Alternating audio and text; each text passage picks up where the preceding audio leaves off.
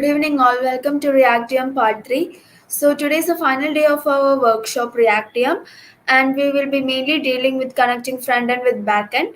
So now I invite Hariprasad sir to carry out today's session. Hi, good evening everyone. Hope I'm audible. Yes sir, you're audible. So let me just present my screen. Okay sir.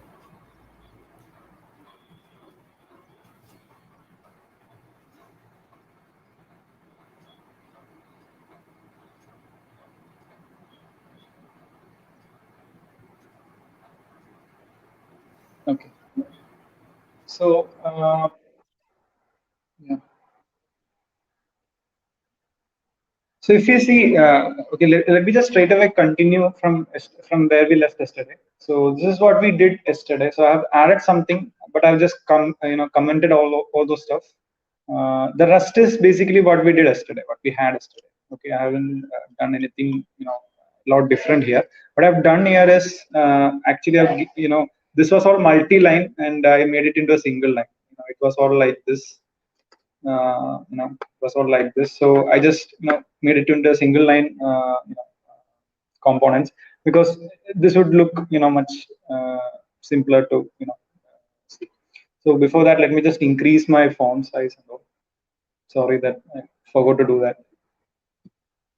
Okay, so today what we'll be doing is we'll be looking into how we can connect the backend, that is the API, to our front end. Okay, so we'll be using something called a fetch method, and we'll be using that to do it. Okay, let me just start the file. I mean, start the application. So again, to do that, just type expo start, and we'll just right away start it. And make sure that you have the emulator or whatever you're using running. Okay, so that you can test the application on it. So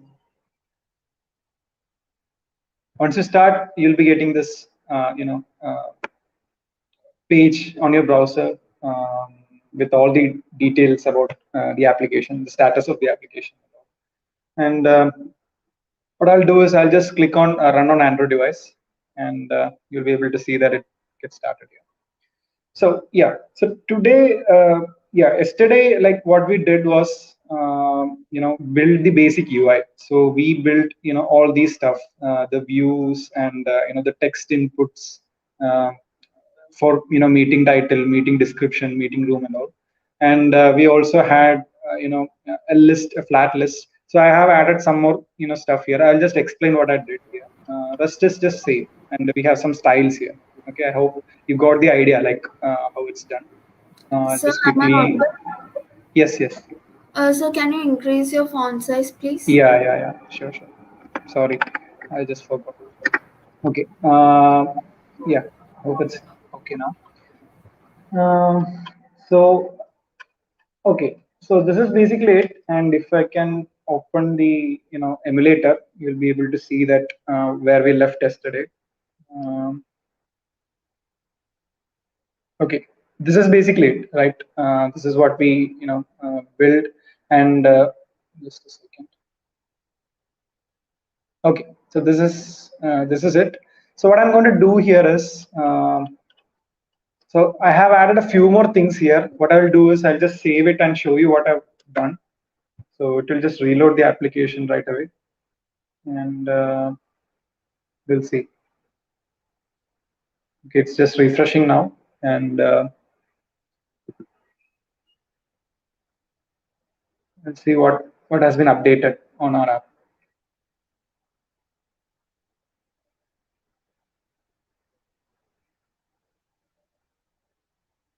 Okay, I'm getting some error here. I'll just clear this, and I'll show you right away what I've done.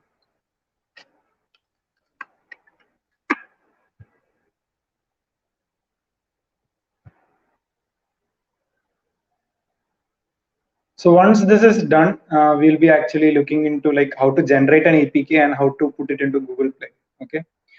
So yeah, this is what we have here. So I have I'll just close this. Okay, this is basically it. So I just added a heading. Okay, I just added a heading, which is basically, just put something up here. 𝐶𝑜-𝐹 meetings. I just gave a heading, 𝐶𝑜-𝐹 meetings, and you can see that here. Okay, if we come down, the first thing that you'll see is that particular, text, which is right here. So this is what I added. So I'll just enable page wrap so that you can word wrap so that you can see it clearly. Yeah. So I'll just put it on the left, and I'll just okay. So this is what I added, 𝐶𝑜-𝐹 meetings, and that will be the heading. So you can see it up here. Okay, you can see it up here, and I've already also added a button here, which is basically, I gave this particular emoji here to give some icon for uh, a tornado or something, so that I can make it use it as a refresh button. Okay, I'll tell you why I'm using that. And the rest is just same that we used yesterday. Like we have these fields and a button to create a meeting, and we have some items here. So this is what it looks like multiple items, one, two, and it will we have multiple items as we go. So what we'll do is we'll see what else we have. Okay, what else we need to do actually to create a meeting, or fetch meetings from our database. So if I go to the just a second. Okay, this is our API URL or the endpoint, and if I go here, we have two items here, right? We have two items here. One is this one, and the other is this one. If you just make like keep track of the title here. So this is dev meeting, the other one is also dev meeting. So yeah, that too, both of them appear here, right? We have both of these here. And if I do something like if I create a new one, let's see what happens. I'll just type something. Okay, okay, I don't know why it's not let me just save it. Okay, and let it reload. There might be some issues with application. uh, okay, we will change something. I'll give it a margin vertical. I'll give it a margin vertical of margin top of 40, and I'll save it. Let's see if that reloads. If not, there is some issue with the. Okay.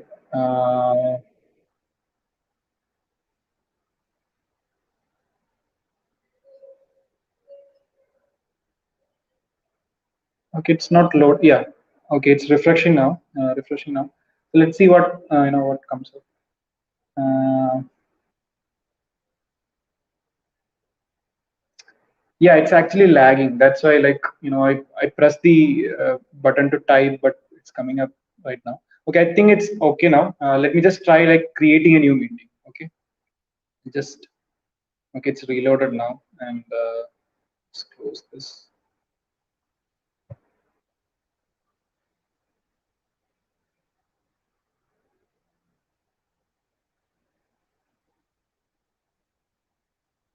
Okay, I'll just click here and I'll type marketing meeting. Just give some random title, and I'll say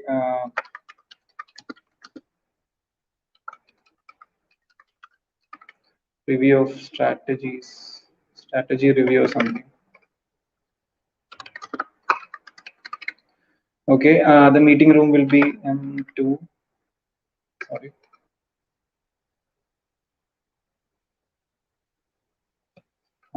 M2, and the start time will be okay. It's actually pretty laggy right now, but yeah, I'll make it work somehow. Uh,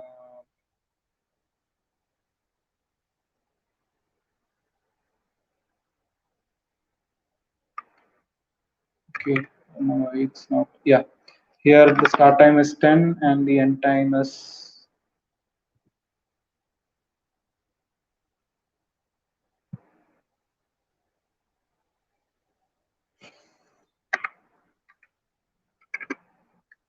I don't know why it's not changing the input. So the emulator is pretty laggy right now. We'll try like, okay, just a second. Okay, till 11. So I'll just click this button, create meet, and I'll just close this keyboard here.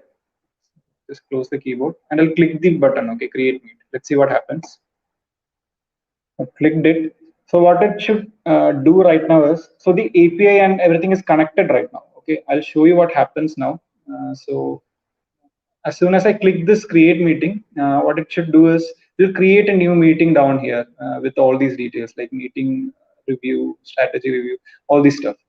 Let's see if that comes up. So if I want to check like if it's working or not, I can just go to my, always go to my URL and just reload here, and you can see that the content, the item has been created here. A new one has been created. I haven't used any stuff like Postman or all those stuff, but it's actually working, right? I'm able to consume this API, and I'm able to do a put request, and I mean post request on this endpoint. And how I did that is using something called fetch. Okay, I'll just show you right now. But we are looking for an output here. Since this emulator is pretty laggy here, it's not coming up. Just click this button. So I made this button because if you face some issues like this, then you can just click this and it will reload. Okay. So yeah, that's why I did that, and it should be working. I don't know why. We will do one thing. We will actually. Okay, we can wait and see if it updates here, but we will look at what the code changes that I've done and what we need to do in order to connect the backend to the front end. Okay, so from here we can see this is the render part, right? So this is the render part. This contains the entire UI elements, and before the render part, I've added some stuff here. Okay, I've added some functions here, and we are doing some sort of state management here.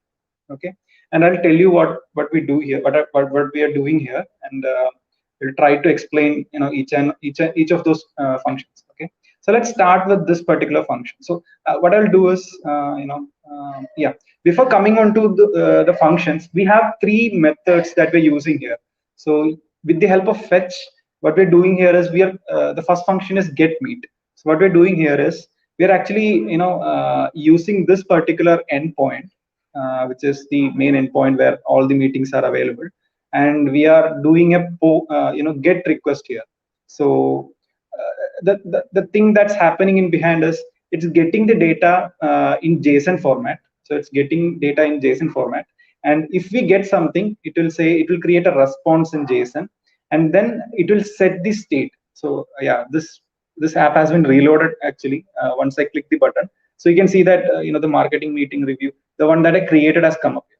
Okay, so yeah, this is the process, but it's very laggy right now because of some issues like related to the emulator. That's why it's taking so much time. It took so much time. Okay, so yeah, the solution to that would be like going to AVD manager and then clearing everything and rerunning it. But I'm not going to do that. It will take a lot of time. So we'll just stick to this.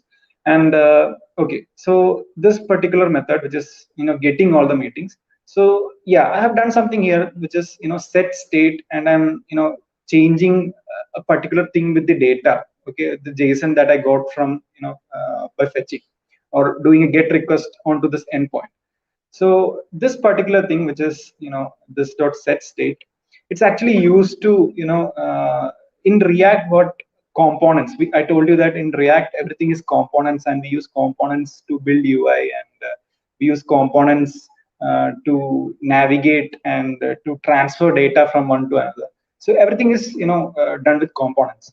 So for data cycling and to transfer data from one component to another, or from a parent to child, in all those processes, what we do is we use states. Okay, we use states, and state management is something that we need to actually learn in order to build some build applications that consume APIs, and generally building React or React Native applications, we need to know state management. Okay, so state management is basically nothing but a way to like define how data flows and how our UI gets rendered. Okay, so that's the simplest way I can explain in which state management works.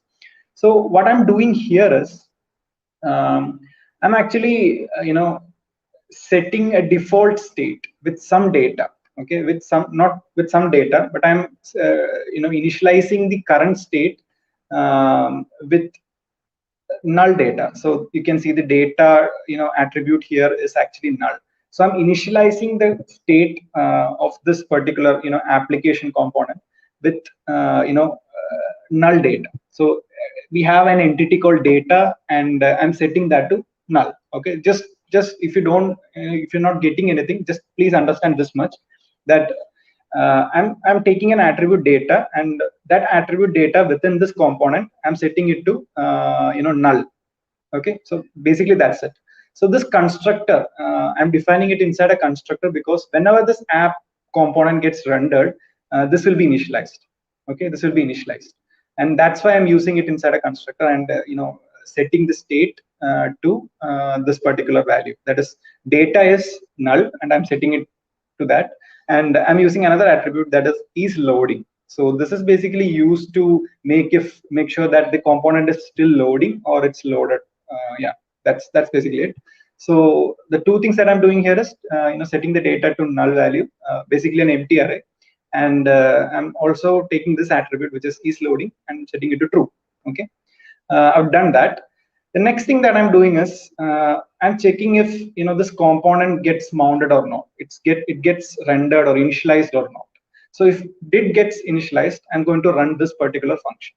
Okay, this function is this one that you see, which basically means if I start from here, so this is the app component, right? So inside the app component, I have set something, an initial state here, which means that which basically what it does is sets the data to 0, or basically an empty array. And I'm doing something here inside this component did mount function. So basically what it does is, whenever this thing gets opened or reloaded or refreshed, this will be running. So whatever I run inside this function, that will be running. So inside this function, I have another function. So consider this as functions. Then I have another function called getMeet.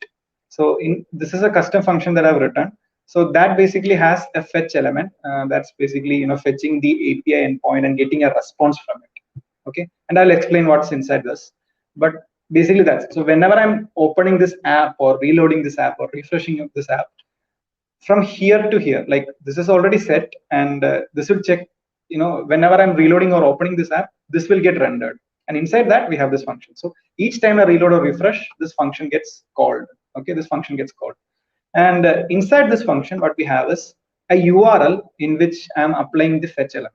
Okay, so this is basically our endpoint, and what I'm doing here is I'm getting a response from this URL. So if you remember, when we use Postman, we actually use we send a request and we get a response, right? So in the same way, I'm getting a response here from this. So whenever I'm using then, it means that I'm doing something, and then I'm doing the other thing. So that's basically how the structure is, the code structure is. Okay, so once this gets fetched, I'm doing this. I'm taking that response, and I'm taking the JSON format of it, and then I'm setting the state. So if you can see here, initially when the page gets reloaded or the app gets reloaded, I'm setting it to null value, right? Nothing. I mean an empty array, right? What I'm doing here is, once I get run this function and I get something from this URL, I'm going to set state. So this is another way of managing state. I'm going to set the state to such a way that the data value will be the JSON value that I get from here. So if I go to the endpoint, I mean this is the endpoint. So this, from here to here, this is the JSON that I'm getting from this URL. Okay. So what I'm doing here is, I'm going to set this attribute to this entire thing here. Okay, that's what I'm doing. So whenever this function gets called, or this getMeet gets called, the data, which is a null array here, will be populated with everything that's in here. So it could be 3, or it could be 4 or 5, depending upon how much content we have in the database. So I hope you got that idea till here. Okay, you got that idea till there. And say I got an error. So this is not working, like the fetch is not working. So then what will happen is I'm going to catch that error. So catch, try, catch. So this is something that you can use in JavaScript to maintain or accommodate errors into your functions like fetch, for example. So I'm going to catch an error and I'm going to console log that. So that's basically it. And after I get something, I'm going to also set the state in which is loading will be false. So basically means that here I have initialized that is loading will be true. Like it's giving them the message that the component is still loading. So once we get some data, we don't have to do that. We don't have to keep it loading. So I'm going to set that state into false. Okay. So basically the entire thing, that's basically the initialization will get changed into this and this. The data will be the JSON that we get from there, and is loading will be changed to false. Okay. And finally, to know that data has been loaded. So if say something is problem with the UI itself, maybe I just forgot some the component down there, and if that's the case, but the data is loaded, I need to know, right? So to do that, I'm just console logging a message saying loaded data. So we can, if I go here, you can see all those messages, right? So each time I reload, I'm getting a loaded data message. Okay, that's basically it. So this is the get function. So get method on our API, and I'm calling it so that I can display the content here.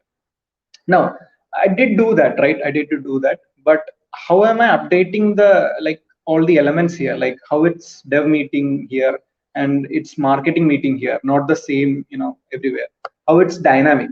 So to do that, so to understand that, what you need to do is once I run this function, what I'm doing is I'm going to setting the state in which data is the JSON stuff, right? So everything from here, all the stuff here will get populated into this particular attribute in the state. So consider state as a container which has two things. It has data.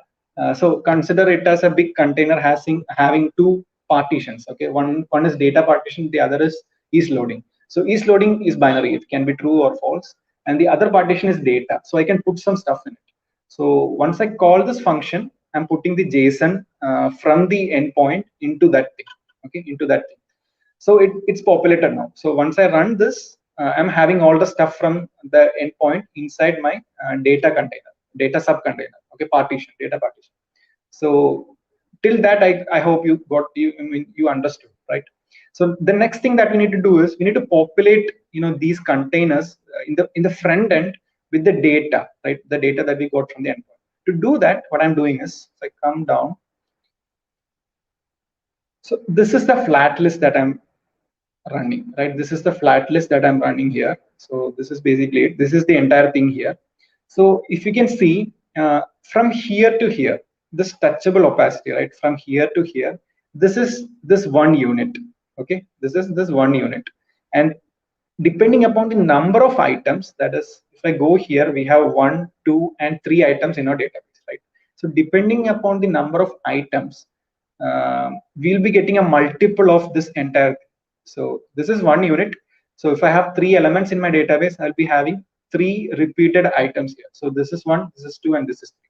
So that's why we have 3 of these things, and it's repeated with different values, like different items from the depending upon the elements in our database. So how I'm doing it is I'm dynamically interacting with the data. So if you can see here, what I'm doing is okay, we don't need this one. I'll just remove that, and I think I also did. Okay, so yeah, that's basically it. Just save it.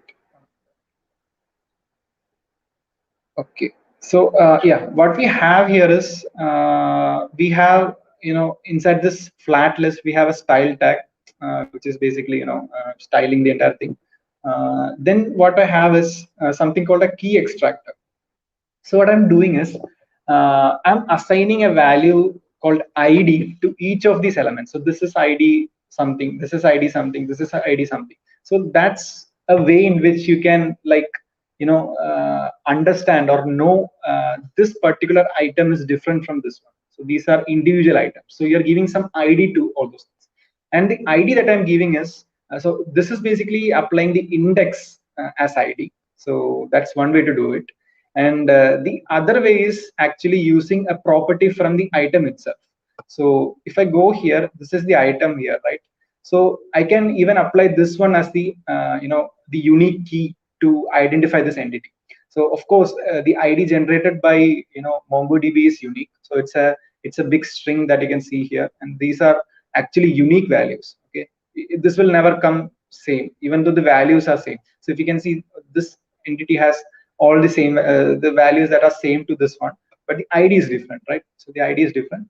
So yeah, so ID will be always different, so that will be always unique. So you need to pass a unique thing to the key. Okay, so here it's basically taking the index value, but I'm in another place, in another function, I'm taking the ID value that's coming with the particular element. So I'll tell you how I'm using the ID value later.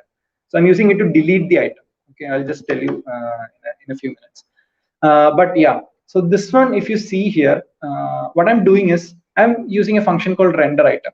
Okay, inside the render item, I'm putting all the stuff that I need to render. So this particular thing is rendered uh, because of this function that I'm calling render item. Okay, and in this I'm passing a property or a value here, that is item. So okay, so item becomes a unit of this particular content, the particular entity that we call data here.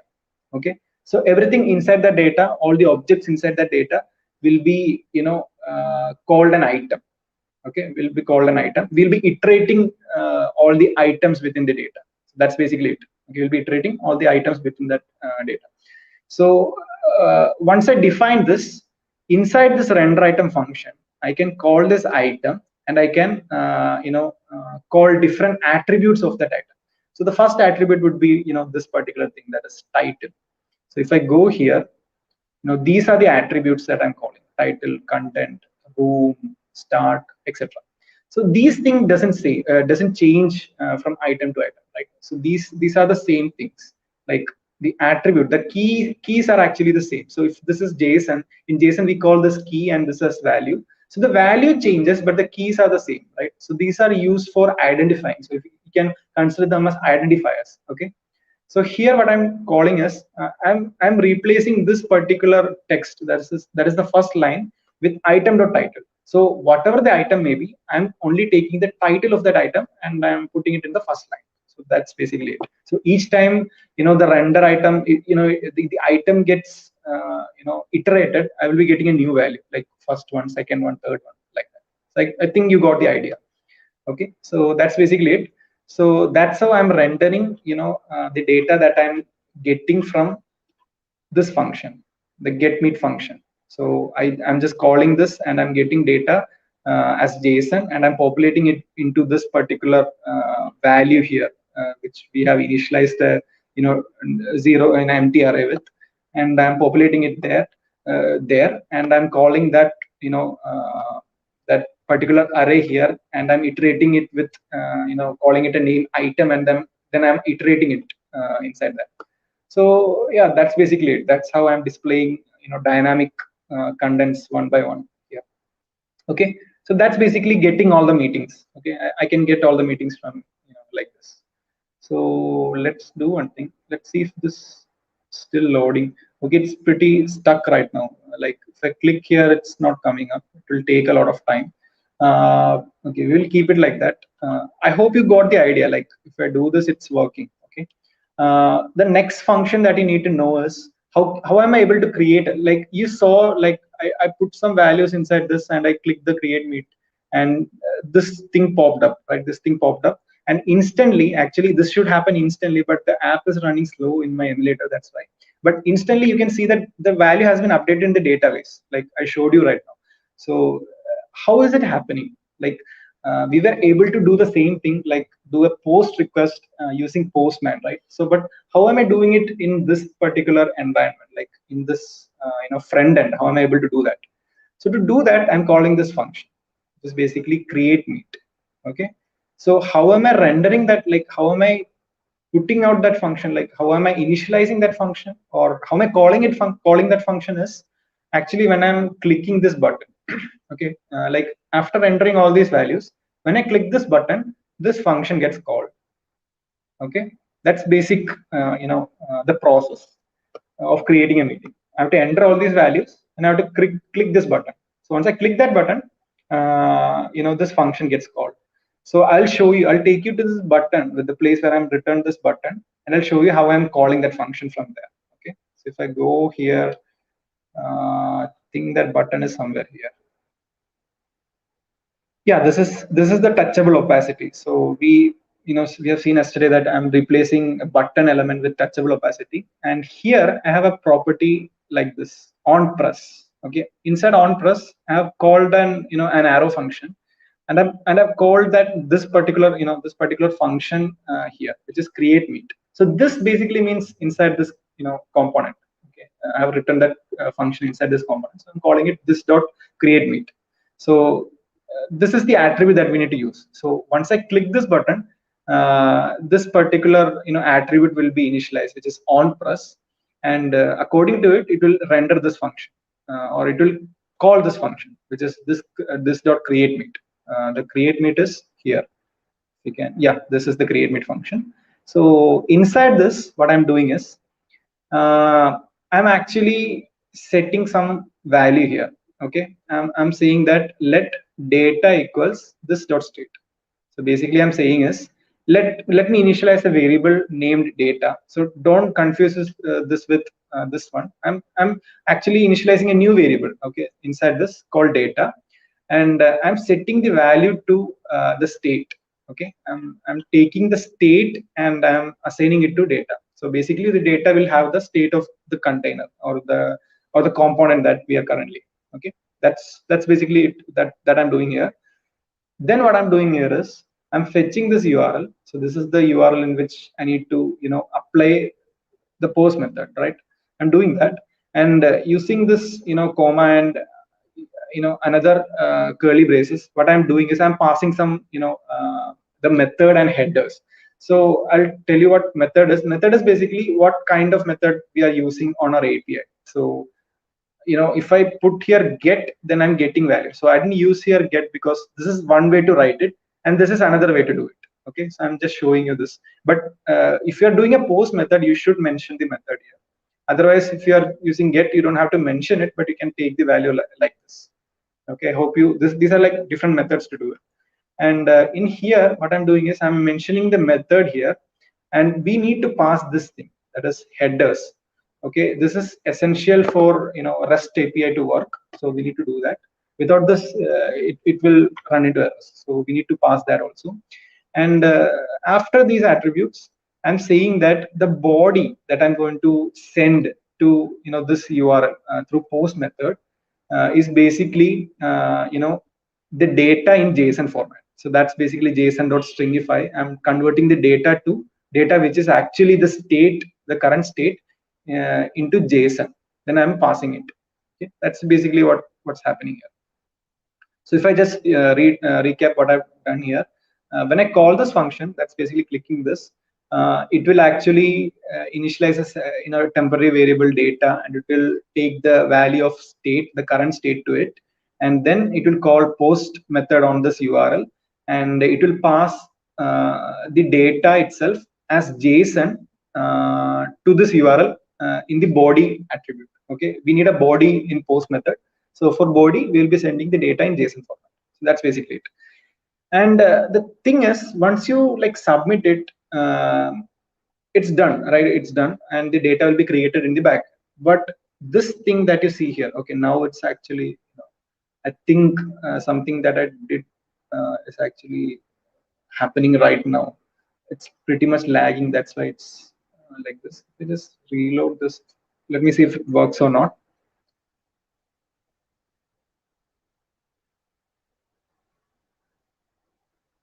Okay, it's not loading right now.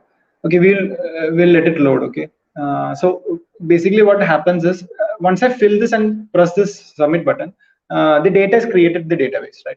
But the thing that's all the stuff that's shown here, that's not reloaded. Like we need to reload that so that we can get the new item. It can show the new item, the recently created one. So one way to reload it is actually to call this get function again as soon as we execute the create meet function. So as soon as this gets called, once it's completed, we need to run this again. So that's one way.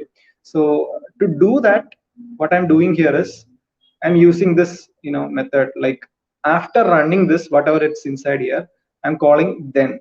Okay, then just run this particular function, which is this dot get meet, which is basically this function. So as soon as I create a new meet, it will run this function again, and everything will be reloaded, and the stuff in the flat list will get updated. Okay, that's basically it. And to make sure that this happens successfully, I'm just console logging created successfully message. Okay, that's basically how we create, how the create function or the create method works. So this is basically post method that you need to remember. That's the important thing. Okay, and the next thing is like how you can delete an item, how to delete an post item. So actually we need this to start up and run. So what I'll do is I think we have time, so I'll just close this one, and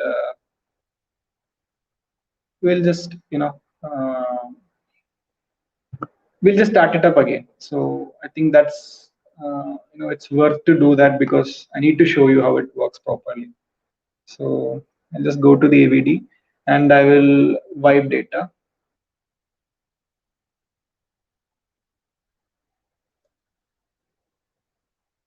Okay, I've just wiped data, and oh yeah, it's done. So I'll just run it again, and we'll wait. Okay, we'll wait. By then I'll just explain how the delete meet function works, and once it gets reloaded, I'll show you like how it's working. Okay. So in delete meet method, in delete meet function, what I'm doing here is when I the thing, like you can do several stuff, like you can create a button specifically to delete a meeting item. What I've done here is I've decided to, like, you have the entity, right? You have the meeting entity. What I'm doing here is I'm going to long press that meeting item, the item, and once it's when it's long pressed, just a second, okay, it's reloading now. Let it open. I'll just wait, and once it gets reloaded, once it gets long pressed, this function will be called. Okay, this function will be called. So we saw that the button, how we are calling on press method onto it, right? How we called on press method, and what I'm doing here is I'm calling long press. So this is another method. So if you can see here, this is the the flat list, right? This is the flat list. So what I'm doing here is for each meeting item, I'm enclosing it in a touchable opacity. Okay, so I'm making all the like individual meeting item a button itself. I'm making it a button because I'm enclosing it inside a touchable opacity, and I'm applying a property here, which is basically on long press. So when you long press that item, that entity, if you remember, like you had this meeting item, right? So when I long press any of those meeting items, another function will be called, which I've mentioned here. This is basically delete meet. So I'm calling delete meet function. So it's inside this component. So I'm calling it this dot delete meet, and I'm passing some some some parameter for that function to execute. So that parameter is basically, since this is inside the render item function, I have this attribute that I can call, right? I have this this object that I can call. So item is available. So what I'm doing is we know that when we use the postman to execute the delete method on, we actually have to pass the ID also. Without ID, it cannot delete a message, right? We need to pass the ID of that particular message that we need to delete. So what I'm doing here is when I'm initializing this delete meet function, I'm passing the ID of that particular item. Okay, so that's how I'm calling item dot underscore ID, because you can see that each element has this property, this key called underscore ID, so that I'm passing it. Okay, and we need this in the URL when we are sending the delete method. So I'll show you. I hope you got this idea, like how I'm doing it. This is basically a function, right? Delete me. So I can pass a parameter here. So that parameter is actually, I'm calling it from this object item dot delete. Sorry, item dot underscore id. So I'm passing that parameter, and that parameter actually, if you can see here, this function delete meet has a parameter id. So this is what I'm referencing there, and I'm taking it like this, like let item id equals id. Then inside the fetch where you should enter the URL, what I'm doing is I'm putting the URL, the main URL, and then I'm concatenating the item ID, which is basically the ID of that particular meeting. So I'm just concatenating it. So to concatenate, just use plus. That's basically how you concatenate two strings. Okay. So I'm doing that. Then similar to post method, we need a method and we need headers. So here I'm using method delete and headers. I'm just passing this. Okay, and so that's how delete works. So you know that like how it works in the backend, you understood, right, from the first session, I hope, because when we were testing it on Postman, we actually use this URL and we pass the ID after this, and then we use the delete method and it will get deleted. So we know that.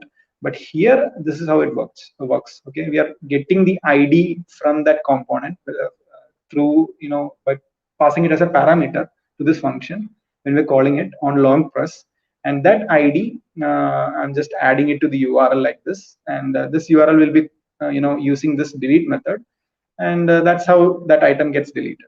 Okay, so again, even after deleting also, what I need to do is I need to like re-render the total, all the list of meetings that gets displayed, right? That's important, because else the deleted item will be still showing there. So to do that, to refresh the component, I'm doing this particular thing, which is basically calling again the get meet, get meet function, so that all the the list of all the meetings get reloaded, and I can see the delete. I don't know. I mean, no longer see the deleted meeting there. Okay, that's how it's done there. So yeah, that's basically it.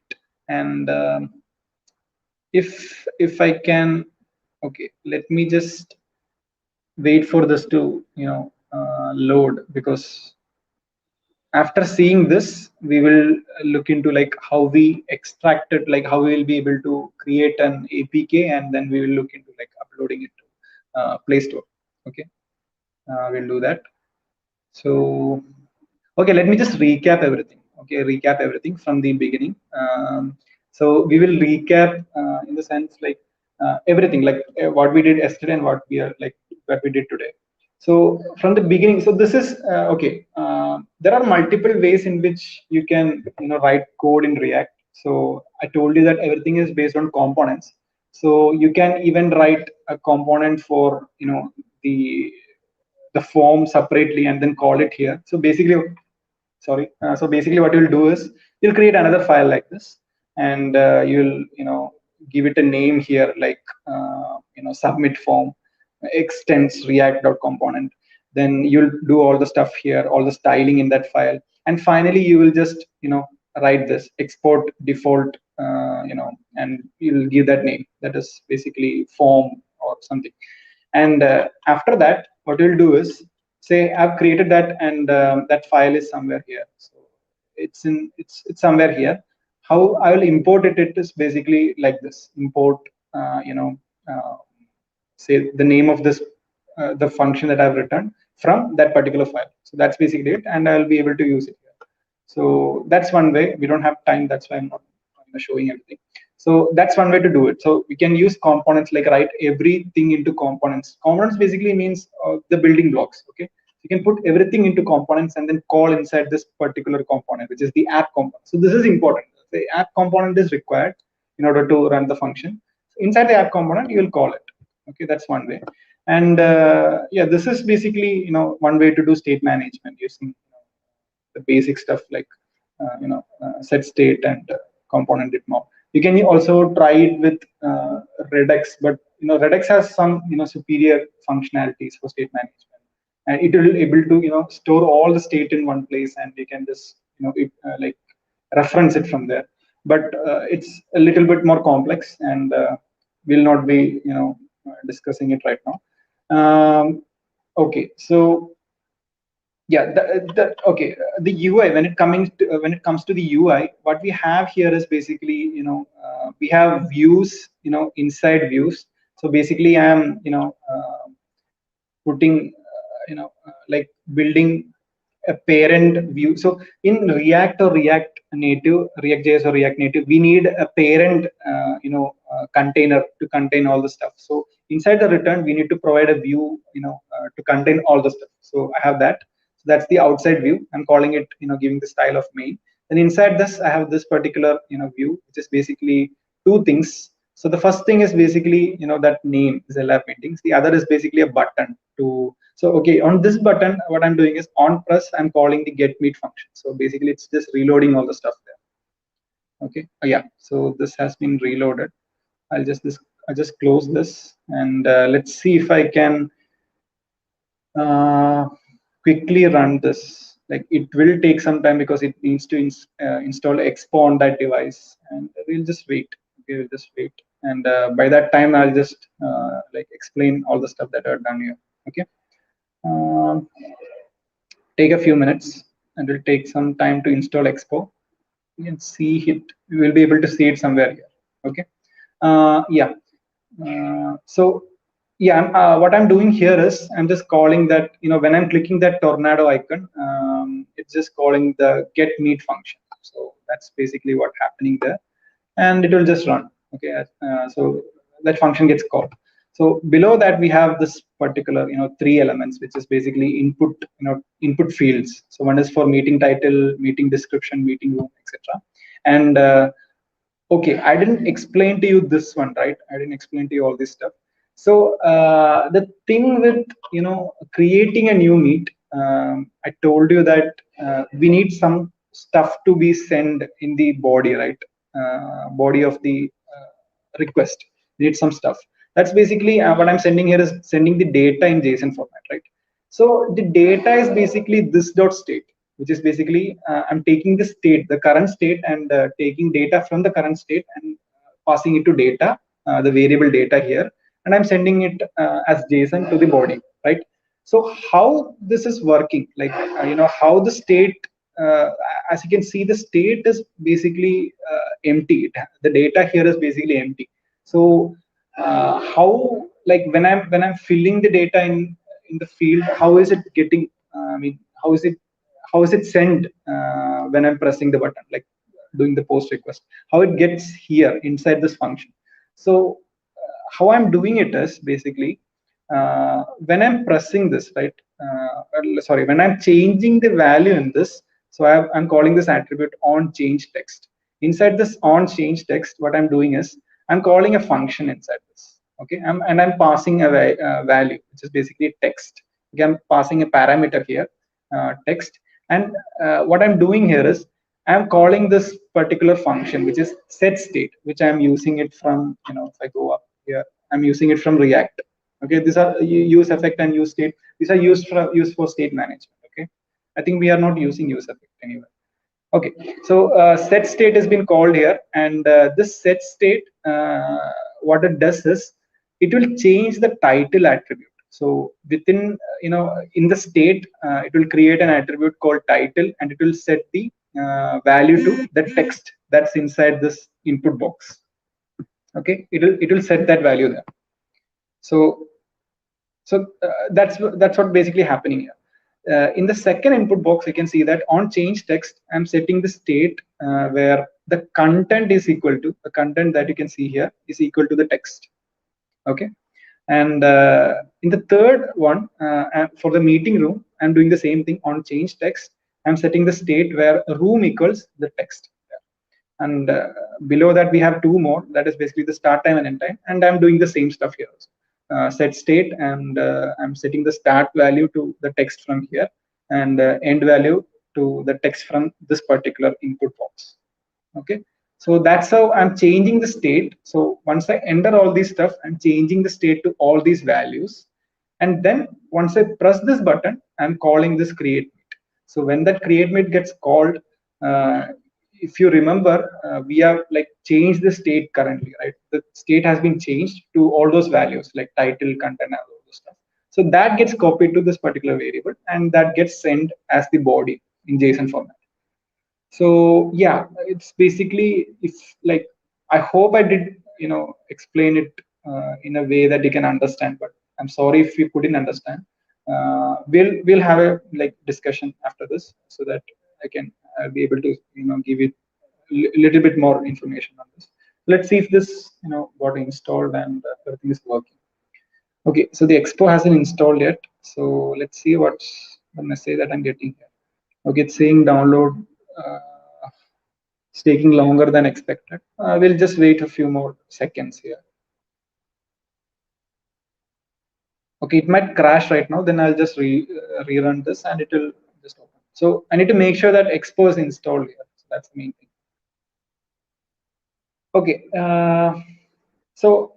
So while that's that's settled, what we'll do is I hope that you got a basic idea of the entire stuff that we did here, the front end, the UI stuff, and how we are using, how we are consuming the API here. Okay, so let that be there, and what we'll quickly do is I told you that we'll be like uploading our application to the Google Play Store, right? So I'll just show you what the method is. Okay, so once this get loaded and stuff, I'll show you the UI again and show you that everything is working. Then we'll create the APK and then we will do that. But before that, you need something to a few things to set up before you can put it on the Play Store. So the first thing is you need to actually sign up on so this is basically, if I just open this is something called Google Play Console. Okay, you need to have an account in this. So this is basically, you can get this when you have a developer account, Android developer account with Google. So it costs around 1,800. If that's, I think that's the the correct amount. So it costs around 1,800, and it's a one-time fee. Okay, so once you give that for once, you'll have an like lifetime license. Okay, you will be getting a lifetime license. You don't have to renew it, and you can upload as many apps that you want. Okay, so once you do that, this is basically what you will get, and you have few options here. Okay, you have few options here. This page will list all the apps that you have. So I have an app here. So this is basically something that I was testing, and it got suspended by Google. So this is the app that's here, and you can see the status of the app here, and it's in production. So it's actually deployed and it's used by users. Okay, that's basically it. And if you're like using it for the first time, you'll be getting nothing here. Like it will be empty here. So you need to create a new app. Okay, you need to create a new app. So how you will do that is basically clicking on this button, and yeah, so you'll get this form here. So you have to give some name. So I'll just call it Zelab Meets, and choose a suitable language for the required one that you want. I'll choose English US, and you have an option to specify which kind of app it is. Like, is it an app or is it a game? So I'll choose app. Then you have another option which is free or paid. So if you want to make your app paid, then just choose paid.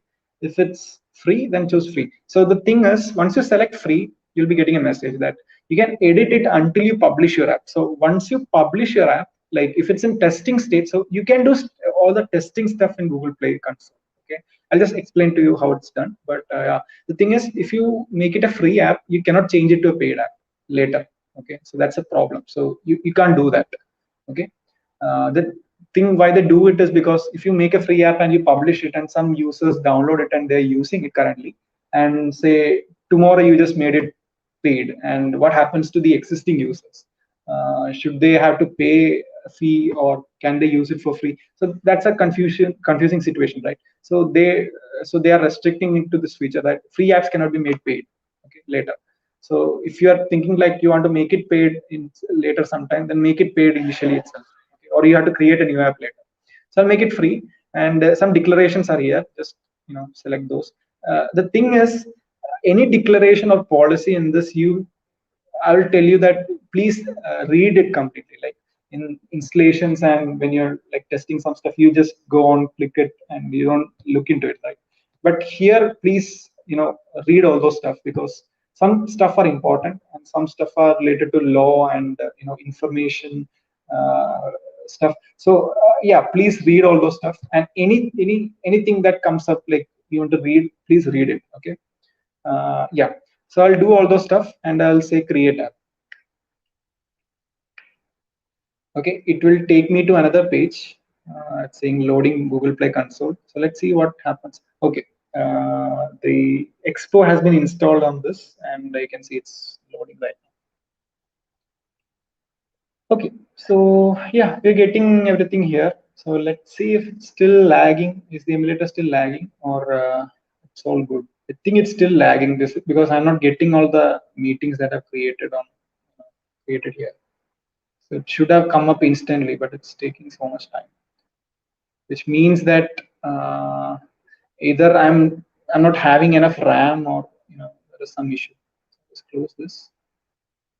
If I click here, okay, I'm still not able to click. So yeah, that's a RAM issue. Like I'm not able to like accommodate, like give enough RAM. So that's why it's jumping all everywhere. So I think we need to use it like this. Okay, just wait till. Okay, the only thing that I need to show you is how to delete an item, like how it works or how it's working in the UI. So let's just wait for that to load. Okay, and we'll just instantly delete one item, and we'll see if it gets deleted in the database also. Okay, just close this. I need to close this.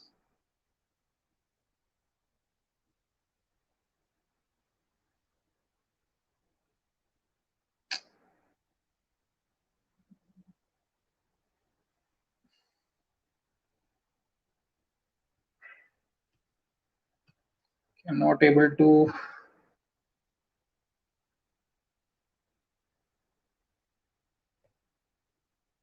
Okay, while it's doing its thing, let's look here. So once I created the app, you can see that we have something here like 𝑍𝑒L𝑙𝑎B Meets, and I'm getting a dashboard. So this particular page that you see here and everything on the left is specific to this particular app, which is 𝑍𝑒L𝑙𝑎B Meets. Okay, it's specific to this particular app, and there is a lot of stuff here. Like you need to like go through each of these stuff one by one to understand it properly. And there are different stages of an application. It can be in beta testing, it can be in alpha testing, it can be in release, it can be in production. There are several stuff that's happening here. Okay, and several stages of an application. And there is a stage called review, in which in current situation it takes a lot of time to get reviewed. And yeah, I'll just quickly explain everything. So this is the dashboard. You'll be getting a lot of stuff. Like this is basically all the stuff that you need to do, okay, to get the app published. So just start doing one by one. So if I go here, start testing now, go here and select testers. So what you can do here is you can invite people to test your application by adding them into this particular environment. So they don't really need to have a Google developer license, but they just need an Google account, and they can be added to this, and they will be able to go to this particular page and download the application from here. So that's how you test alpha testing. So within your company, within your developer team, how you can test it. Okay, after that you'll just create a release, and you know in release also you can put it in beta testing mode. So what in beta testing mode is, so it's basically in beta version of your application. So if you know the idea of beta app, so if you like all the new apps that comes up in Google Play Store, that are not very big in the sense like Facebook or Instagram or WhatsApp and all the new upcoming apps, they will be like in beta stage, right? You can download it by signing up to beta program and then test it, because it will have a lot of bugs. So in similar way, you can put it in testing mode, beta testing mode, and they can download, some users can download them by signing up to your beta testing, and they will share the device information. You'll be in the like in the statistics page. If I go into the statistics page, you'll be like getting all the data, like how many testers are there, how many people have downloaded your app and how many are using it, what age group they are, and all the stuff, which country, which region the users are more and less, all those stuff. Okay, what you need to understand, like when you're uploading it, what you need to do is go here, and you can see, you know, yeah. If I go here and go to App Bundle Explorer,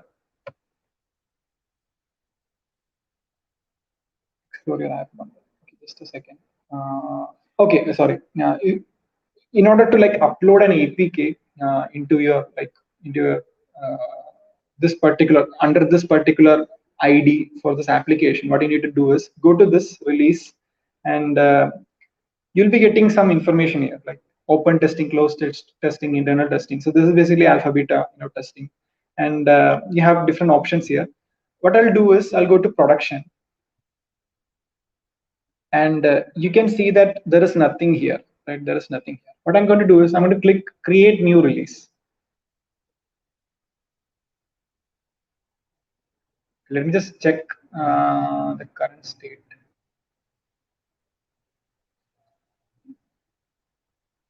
Okay, it's very laggy right now. I'll just do one thing. Let me just see if I can solve this by clearing my RAM. I have some applications running in the background. Let me just go and close them. See if I can find.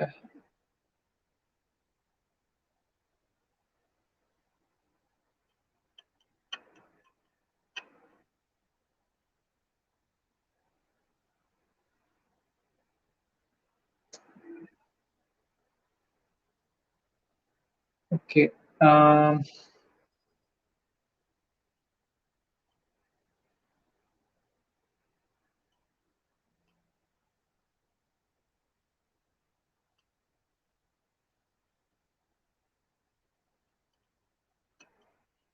Okay, I think we have to like use it like this, I guess, because I'm not able to do like clear my RAM. Like I think I had to restart it, so that will be a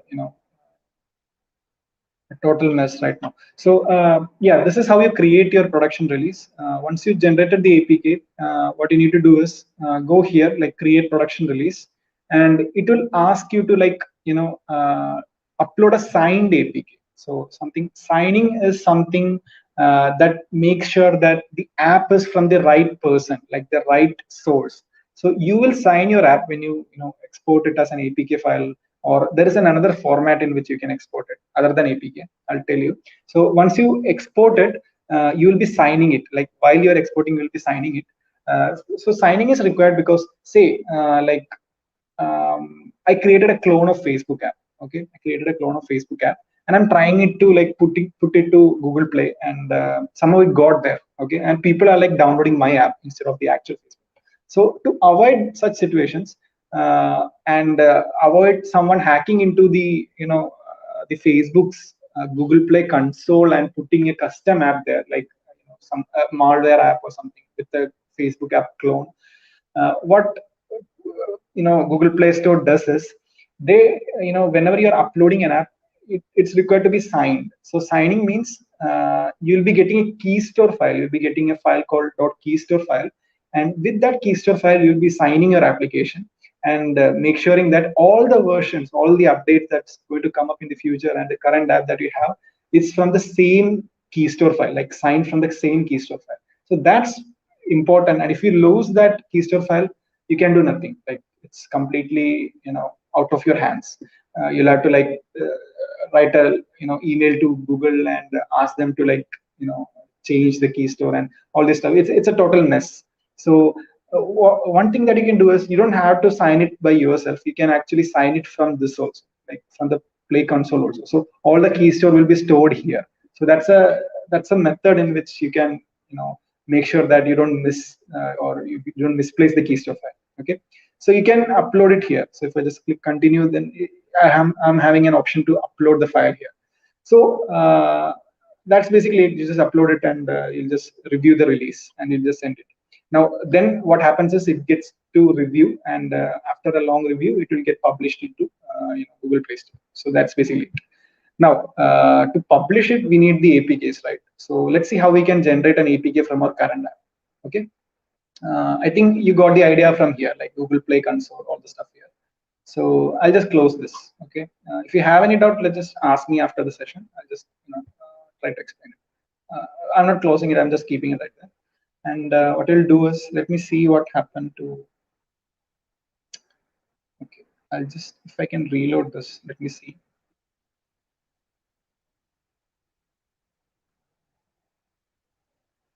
Okay, clicked it, but I'm getting a lot of errors here because it's all lagging a lot.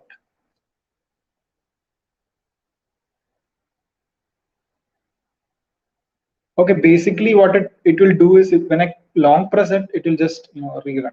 What I'll do is I'll just create the APK, generate the APK, and I'll just give you this APK. You can test it on your device. Okay, I think that's much better.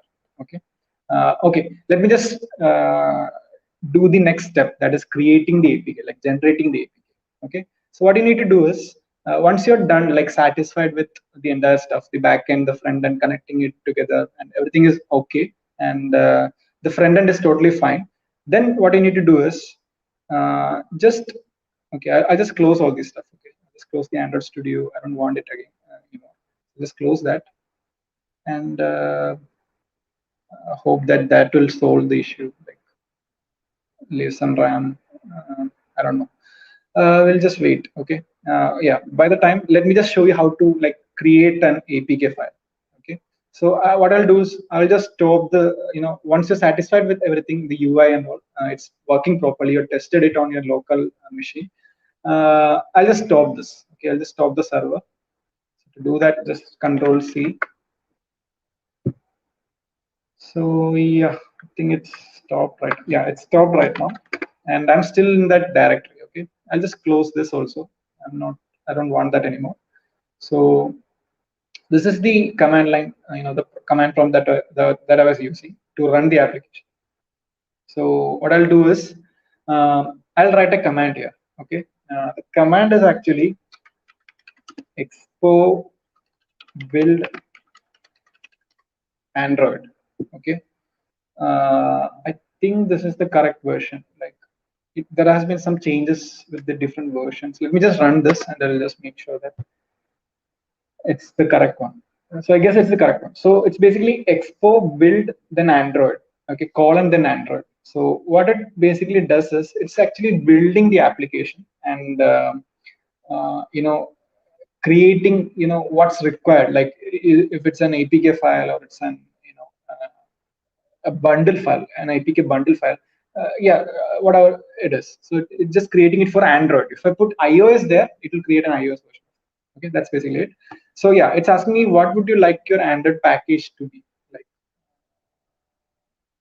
name to be, like package name. So remember, when you're using package name, you need to use this format. Okay, so it will be com.zlab.meets. Okay, this is the format in which package names are used. So I'll just put enter, and yeah, I've done that. And the next thing it's asking me is how would you like to authenticate. Okay, it's asking me make a new expo account, log in with an existing expo account. So I already have an expo account, so I'll just say login with expo account, and let me just see if that's correct or not. Like I just forgot. I think I just forgot it. Let me just try.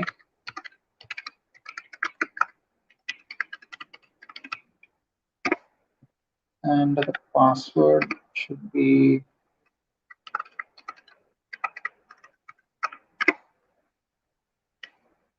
okay. Let me just. I'm sorry about that. I'll just go and check if it's okay. What I'll just create a new account, so you'll also be like able to understand that. Okay. I'll just create a new account, and we'll see the entire process. I'll just close this. So we don't need this anymore because it's not running. The server is not running, so just close this. Okay. Yeah. So let's see. Okay, I'll just choose this option, make a new expo account. Just click that, and okay, it's saying that it has opened. Okay, I'll just open this manually in my browser. Just copy that and just go here. And okay, there are two methods in which you can do, create, generate an APK. So just put all this stuff. I think I already have a.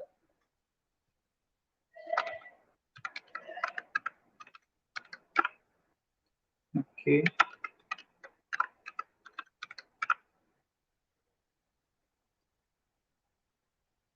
Uh,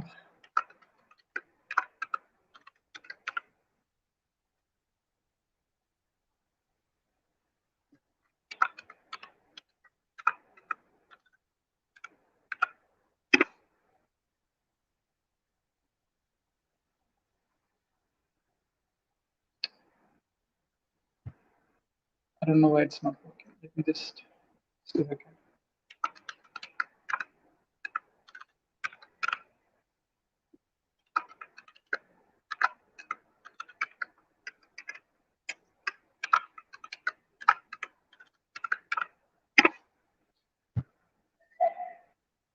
Okay, it already exists.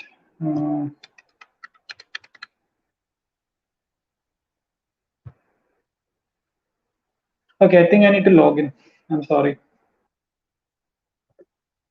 Just log in.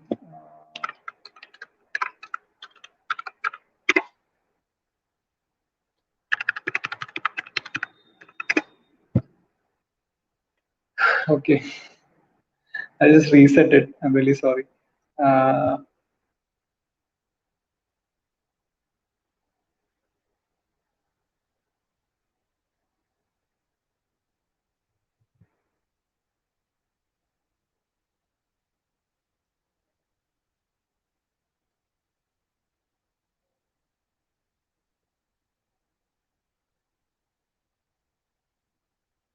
okay, I'll just reset it and create a new password. This time I won't forget. Okay, why is it showing me?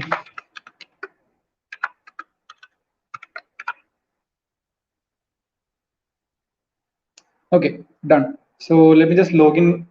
Okay, I don't have to log in back here because I already have done that.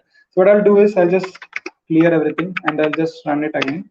And I'll just put my recently created or resetted username and password here. So let's see. Okay, saying make a new expo account. I'll say login and I'll put my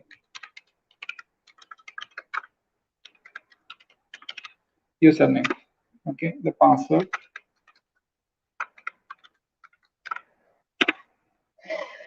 Okay, now what it will do is it will log into my Expo account from this command line interface, and it will ask me to give two options. Okay, one is APK to generate an APK file. The other option is to create an app bundle file. Okay, the difference between this APK and app bundle is basically that an APK would be a single file that is corresponding to a particular type of device. So if I give you an example, Android devices are like two types. It can be ARM chip or can be 64-bit. It can be an x86-bit. So all these different architectures, the hardware architectures, require different APKs. So you can't interchange them. Like the one for ARM can't work on x86. So that's an issue there. So that's a big issue actually. So to tackle this, there is a new format. It's not a new one, but it's quite it's an old one, but it's quite used right now. The one is the thing is app bundle. So app bundle will have a version for x86. It will have a version for ARM, x64, whatever they are. Okay, it will have the same app in different versions. So what we'll do is we'll upload the app bundle. So here, if I go back here, the option here is to upload app bundles and APKs. So I'll be uploading an app bundle if I need. So that's a good practice because it won't be limited to certain devices. So I'll upload the app bundle and that will work. So I'm going to select app bundle here. Okay. So the next thing that it will do is it will ask me like, would you like to upload a key store or have us generate one? So it's asking me. So what I want to do is I don't have a key store file yet. So what I'll do is I'll ask them to generate a new one. So I'll select generate new key store. Okay, and it's saying the SDK. So it's using expose on SDK, which is 41.1.1 0.0. And the workflow here is managed. So like I'm using the workflow from expose, and that's why it's managed workflow. And it's saying all this stuff like bundling JavaScript bundle and yeah, all those stuff. Okay, so I think I did something okay. So I should have created an APK because for you guys to test, you can't run a bundle file. So that's okay. Let's see what will get generated, and we'll look at it. Okay. So yeah, so I told you that there are two methods in which you can generate an APK and put it on Play Store. So the first method is this one, like manage workflow of Expo. You can use Expo to create or generate the APK, and you can do that. For this method, you actually don't require the Android Studio. You don't have to install Android Studio, and you don't have to do that.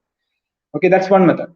The other method is you need to get out of Expo. So to do that, actually, so I think when it's running, I can't actually show you, and it will become a total mess. But the thing is, you can actually get rid of Expo, and the entire application you can actually take it to React Native CLI.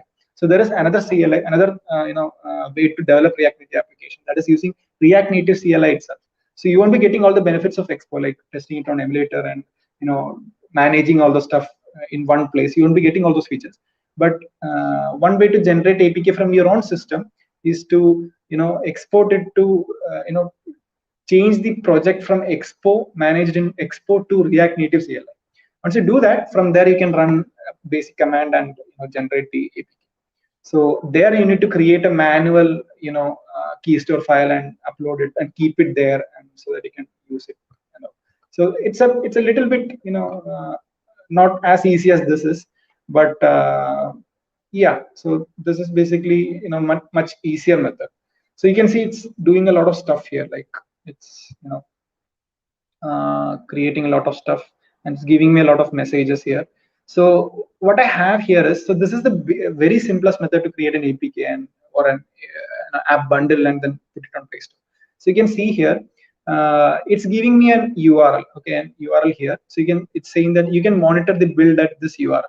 Okay, so if you don't want to make your hands messy and go into React Native CLI and create your custom key store file and do all the stuff, it gets a little bit messy, and you may run into a lot of issues sometimes, depending upon incompatibility of different versions of stuff inside your system, like npm versions and node versions, all those stuff. So this is the basic, the most simplest way. You don't have to do a lot of stuff here. So it's giving me this URL. What I'm going to do is I'm going to go to that URL, just copy that from there, and I'll go paste it, and I'll just see what's happening there. Okay, so it's asking me to log in, so I'll just put in my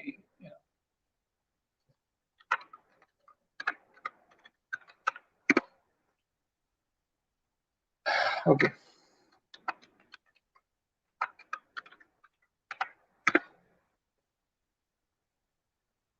Okay, once I log in into that URL, okay, I'm getting this window where it's saying that build details, and I'm getting this message, 𝑍𝑒L𝑙𝑎𝑠 meets, and I'm having this, all this information, like the platform is Android and it's a Play Store distribution. It's giving me these information because you can also build iOS applications from here. Okay, so that's also possible.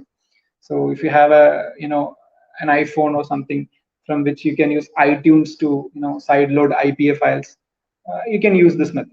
Okay, that's one way. Or you can, if you have a license, Apple's developer license, you can it straight away to Apple's place, App Store. That's also possible.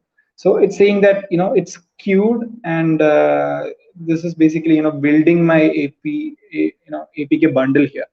Okay, that's what it's saying, and it takes some time. Like I can check the status here by going here, view build queue status.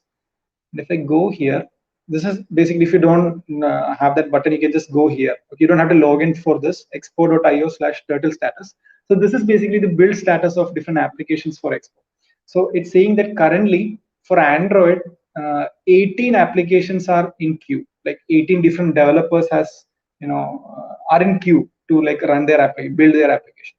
And it's saying that in last hour they have actually built 178 applications. So basically what's happening here is we are sending our APK, the basic stuff, the React project, to their server, Expose server, and they are actually building our application. So it's pretty easy and it's quick, in the sense that if you get it done in the right time, it's quick. But in consider a case in which you are a company and you don't want to send your application to another person to build that, then in that case you have to use React Native CLI and change everything from Expo to React Native and then build it from there. So that's how we did an application of ours. But for testing simple application, you can do this.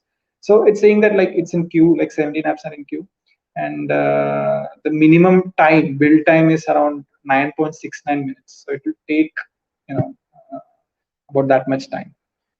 Okay, it's showing a lot of graph and stuff. So this is related to Expo. Okay, and you can also check that here also. Once it's done, it will be like saying that it's all done, and the APK, the AP, the file, the bundle is available, and you'll get another link from where you can download it or install it. Okay, so that is basically it. So that's the entire process from if I just recap from the first day, it's the total process from building the backend and getting to the front end, and then generating an APK or APK bundle, then how we can put it on Play Store.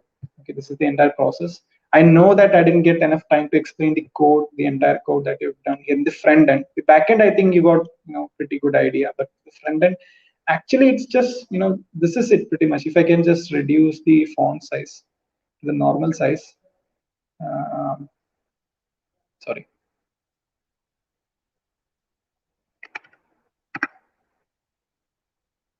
So this is basically it. Like the total, it's just 157 lines of code. That's basically it. The entire application is just that much. Okay, from here to like from here to here. This is the basic all the functions that's necessary to connect to the API. Like it's divided into three parts. One is get meet, then create meet, and delete meet.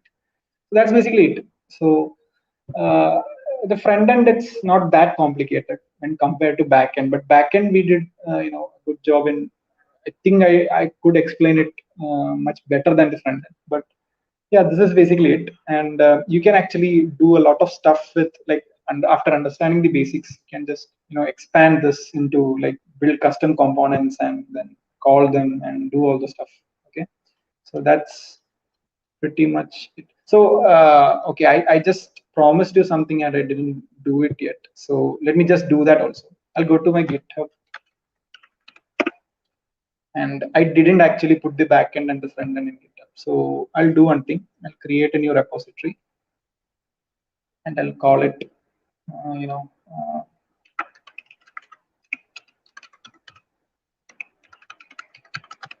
Zellab meets front end. And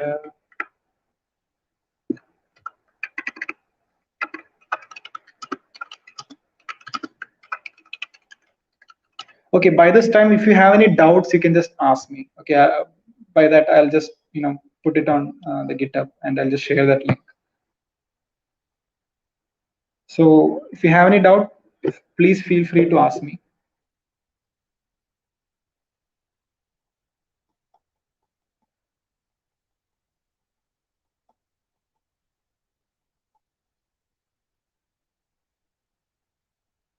Am I audible? Am I connected? Still connected, right? Yes, sir, you're audible.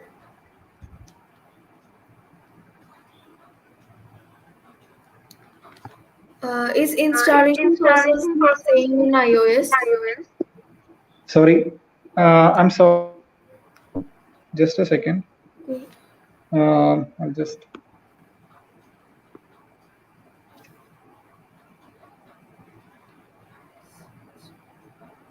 Uh,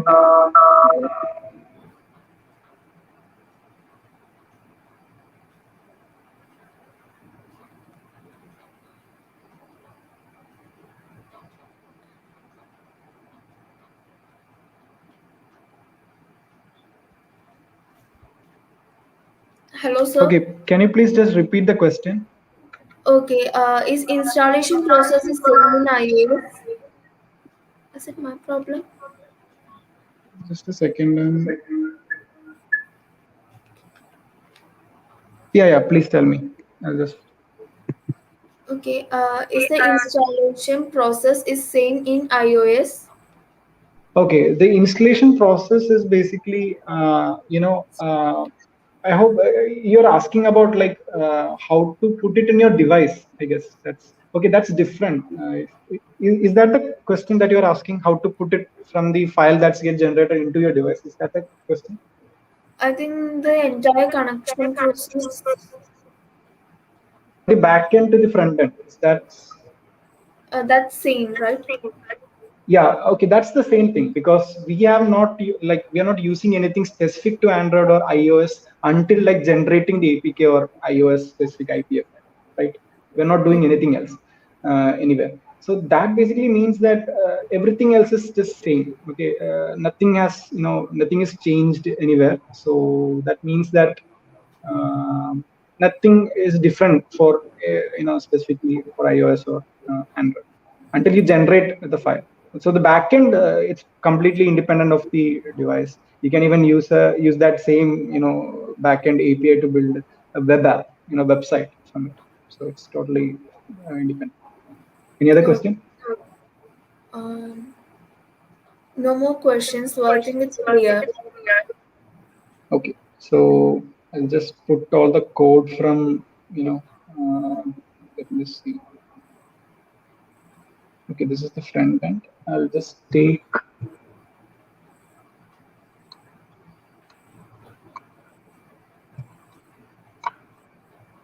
I'll just copy everything and I'll just push it to GitHub.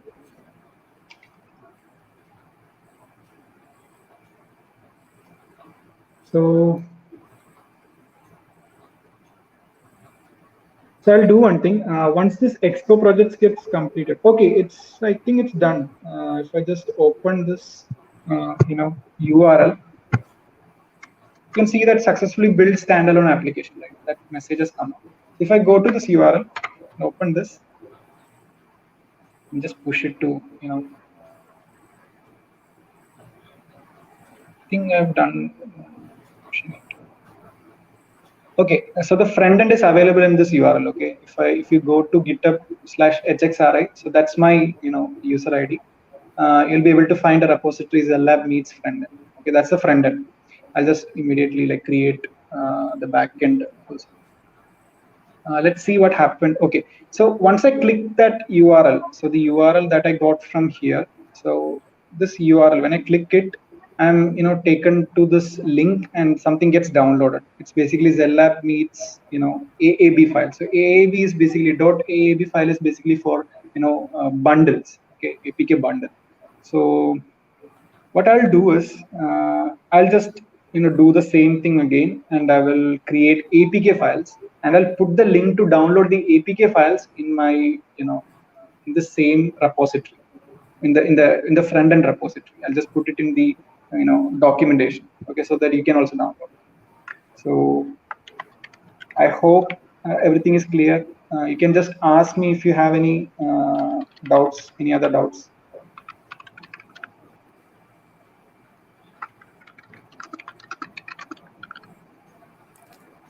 If you have any doubts, you can drop in chat box. Yeah, you can just create, just put doubts in the chat box, and.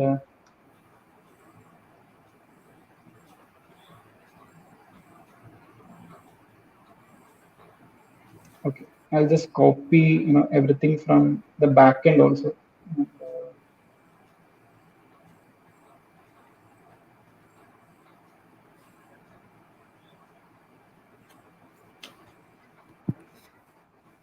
So when you're trying to run it, so once you take it from here to, I'll just explain it once. Okay.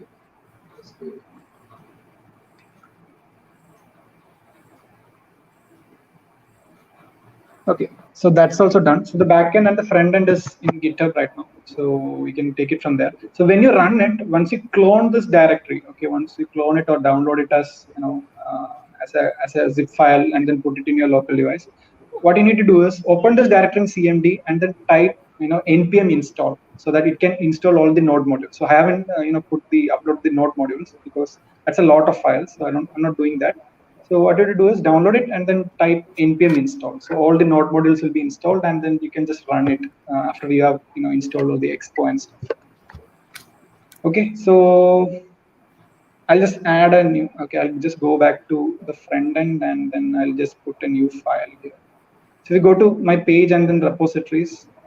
That will be the first. Yeah, the front end is right here. Just go there and okay, I'll just add a README file and I'll put the.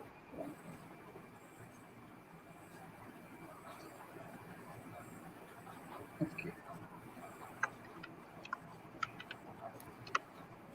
I'll just put the link here. Okay, this particular link that I got from Expo here. So you can just go and download it if you want the APK bundle. And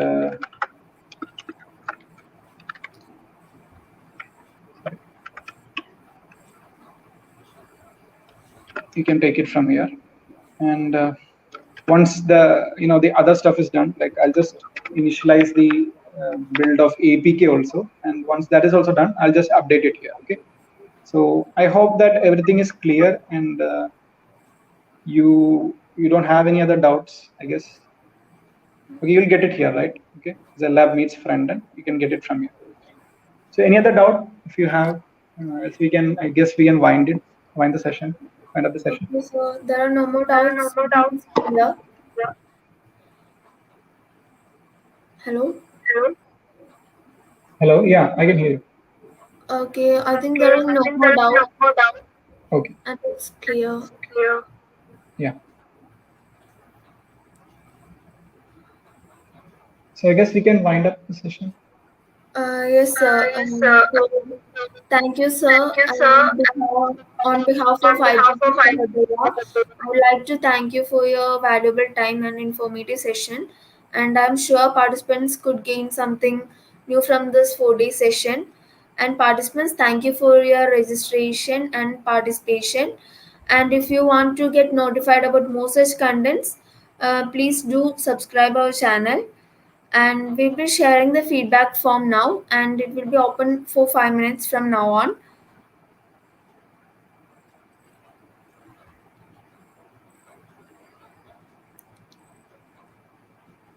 And we'll be sharing the links And it will be open for 5 minutes from now on.